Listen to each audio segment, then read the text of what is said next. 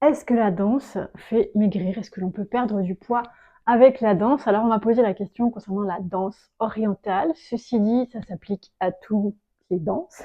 Est-ce que la danse fait perdre du poids? Et en fait, la réponse, c'est la même chose que le sport. La danse, c'est fait pour danser, d'accord? C'est pas fait pour perdre du poids, ok? Donc, si tu fais de la danse, c'est parce que tu aimes ça et parce que ça t'amuse.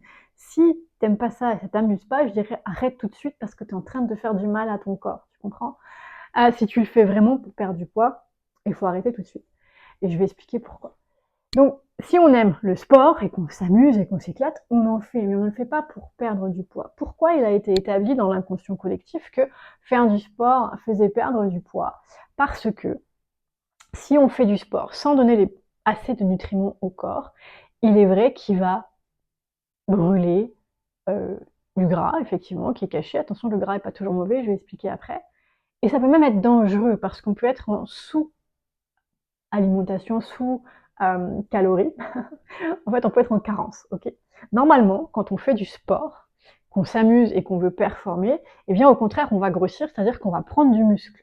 Donc, au niveau du poids, on va prendre de la masse, ok?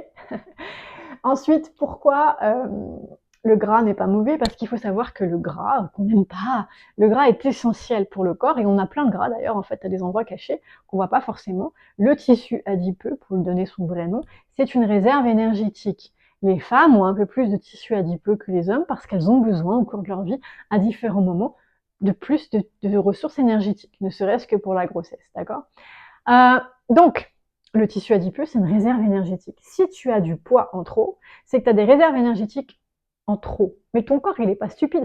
Il ne fait pas des réserves énergétiques parce que pour le plaisir, comme ça, en excédent. Non, il en fait parce qu'il en a besoin. Et en fait, c'est parce que les autres sources d'énergie sont épuisées.